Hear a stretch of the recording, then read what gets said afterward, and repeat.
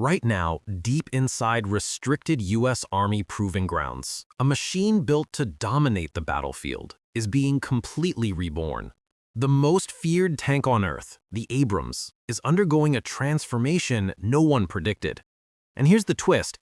Instead of getting heavier, like every upgrade for the last 45 years, the Army is making it lighter, 13 tons lighter. But that's not even the wild part.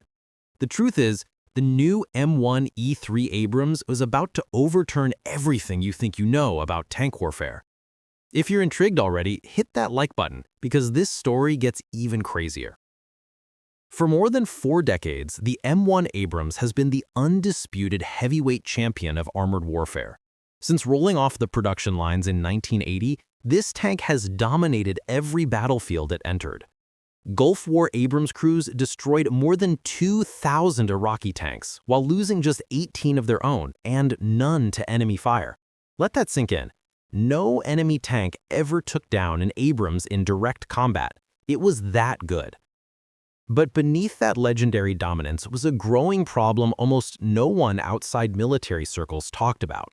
With every upgrade came new armor, new systems, new electronics, and more weight. The original M1 weighed around 60 tons. The current M1A2 SEPv4 tips the scales at nearly 74 tons. That's heavier than a fully loaded semi-truck.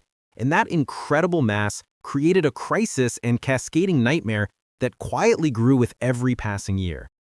Most bridges around the world weren't built for a 70-plus ton vehicle. Transport planes struggled to transport it. Rail cars complained. Supply chains buckled under the strain. And then there was the fuel consumption, an Achilles heel hiding in plain sight. The Abrams doesn't do miles per gallon, it does gallons per mile.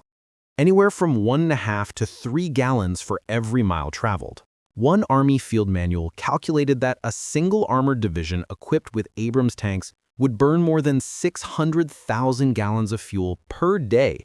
That's more than double what General Patton's entire Third Army used at the height of World War II. Every Abrams armored battalion needed a rolling convoy of fuel trucks just to keep moving, like steel predators dragging a caravan of needy puppies behind them. And then came Ukraine, and everything changed. The war in Eastern Europe between Russia and Ukraine turned into a cruel laboratory for modern tank warfare in the 21st century. Drones, loitering munitions, first-person view kamikaze systems, precision-guided weapons, they changed everything. Russian T-72s and T-90s, once armored titans, were torn apart and getting their turrets blown sky-high by cheap commercial drones modified with explosives. Even the handful of Abrams tanks sent to Ukraine faced threats nobody expected 20 years ago. The battlefield had evolved, and for the first time in 40 years, the Abrams did not feel like best tank in the world for the modern battlefield. Suddenly, the U.S. Army was forced to confront a hard truth. The Abrams didn't need another upgrade. It needed a revolution. And that revolution began with a shockwave decision in 2023.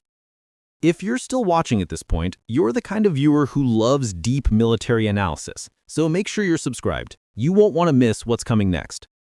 In September 2023, defense analysts worldwide were stunned when the U.S. Army canceled the M1A2 SEPv4 program outright. This wasn't a small adjustment. This was the entire next upgrade cycle for America's premier main battle tank. Years of development and billions of dollars scrapped overnight, gone. Why? Because the SEPv4 did what every upgrade before it did. It made the Abrams heavier, more complex, and less strategically flexible for global operations. And in a world where drones and precision weapons are rewriting the rules of war, weight and complexity became liabilities. Instead of pushing forward with another heavy iteration, the Army announced something completely different, the M1E3 Abrams. And here's where things get interesting. The E in M1E3 stands for engineering development. This isn't an upgrade. This is a reconception, a ground-up redesign of America's most iconic tank. The goal is extraordinary in its ambition. Take everything that makes the Abrams lethal, its firepower, its armor, its presence, and compress it into a platform weighing around 60 tons, nearly 14 tons lighter than today's SEPv4. How do you pull that off? Everything starts with the turret. The current Abrams uses a traditional manned turret with a crew that has remained essentially unchanged since the Cold War. Commander, gunner, loader, driver, 4 crew. But the M1E3 is expected to incorporate an autoloader, a mechanical system that loads the main gun automatically. This reduces the crew to 3 members, allowing designers to consider an unmanned turret. For the first time, the entire crew may sit deep inside the hull, protected by the tank's thickest armor, controlling everything using digital interfaces and panoramic displays. The turret becomes a remote weapon station, deadly, sensor-rich, but no longer a place where humans sit exposed above the hull line.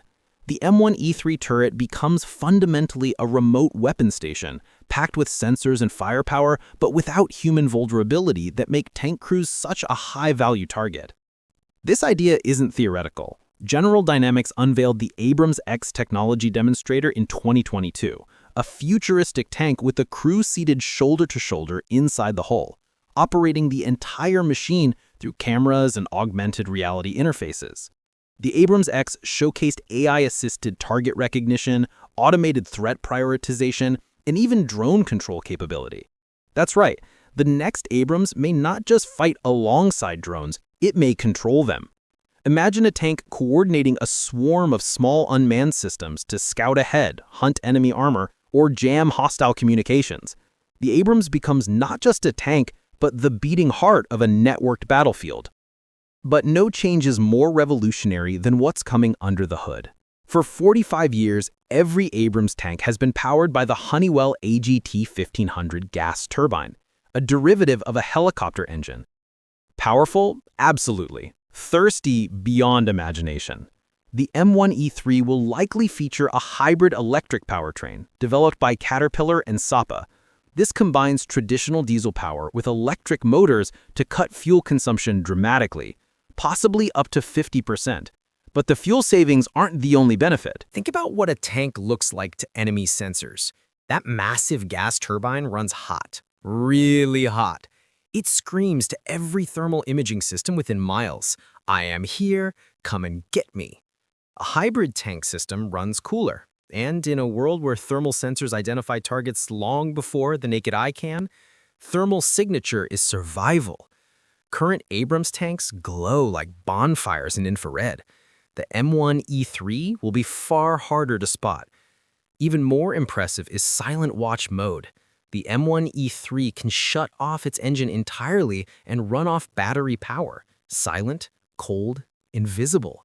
Imagine a 60-ton armored Predator sitting motionless in the dark, waiting, unseen by drones and thermal cameras. It might also perform relatively short, silent bursts. The acoustic signature drops too. The current Abrams produces a jet-like whine that earned it the nickname Whispering Death in the 1980s. The M1E3 will be even quieter, allowing it to maneuver with far more stealth. But none of this matters if the tank can't survive modern threats. Enter the next generation of Active Protection Systems, or APS. The current trophy APS bolted onto Abrams tanks can intercept rockets and missiles, but it was never fully integrated. It was a battlefield necessity bolted onto an existing design. The M1E3 will feature APS woven into the tank's armor, sensors, and electronics from day one, forming a unified defensive shield. This next-gen APS will not only intercept missiles, it will detect FPV drones, jam incoming signals, and coordinate defenses with nearby vehicles. Think of it as giving the tank a digital sixth sense. Counter-unmanned aircraft systems, or CUAS, will be standard. The M1E3 won't fear drones, it will hunt them. The tank's sensors will detect incoming threats from every direction.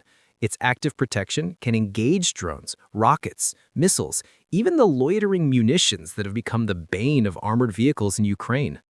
This level of modernization isn't happening slowly. The Army originally targeted the early 2030s for fielding. But the battlefield is changing too fast. Now, the Army wants prototype M1E3 tanks delivered by late 2025, with operational evaluation within 2 to 3 years. General Dynamics is already racing ahead, planning to deliver a pre-prototype with the paint still wet by the end of this year. The Army's FY 2026 budget request includes more than $700 million just to push the M1E3 into rapid development. And 4 prototypes are expected to reach Army formations for soldier testing by 2026. Real tank crews will test them and give real feedback, shaping the final design before full production begins. One of the most fascinating decisions the Army made is to use commercial off-the-shelf components whenever possible. That hybrid engine? A warrant officer could literally take it to a Caterpillar dealership for repairs under $10,000, compared to the current turbine, which requires specialized maintenance and expensive parts. This change isn't just practical, it's philosophical. The Army wants a tank that's cheaper to maintain, easier to upgrade, and faster to adapt to future threats. And that brings us to the biggest shift of all: philosophy. The age of heavy, lumbering steel giants is ending. In their place comes a new generation of tanks built for the drone age. Tanks that move fast, think fast, and evolve fast. The Abrams M1E3 isn't just a modernization, it's a message. In a world where cheap drones can destroy million-dollar tanks, the Abrams must be smarter, stealthier, and more connected than ever before. It must survive a battlefield where enemies strike from above, where satellites track heat signatures from orbit, where jammers blind sensors, where precision-guided munitions hunt targets from dozens of miles away. This modular approach extends to the tank's entire architecture. The M1E3 will use what's called Modular Open Systems Architecture, or MOSA. In plain English, that means the tank can accept upgrades and new technology without requiring a complete redesign. New sensors become available, plug them in. Better ammunition gets developed, the fire control system adapts. Directed energy weapons mature enough for deployment, the M1E3 will have the power generation to support them. The Army is also rethinking how the tank fights alongside other systems. The M1E3 is expected to integrate seamlessly with unmanned ground vehicles and aerial drones. General Dynamics has already demonstrated a launcher system called Perch that can fire switchblade loitering munitions directly from the tank. Imagine a crew spotting an enemy position, launching a drone from their vehicle, and destroying the target without ever exposing themselves to return fire. Here is one good fact you must remember. The king of the battlefield isn't getting bigger. It's getting smarter, stealthier, and more deadly than ever before.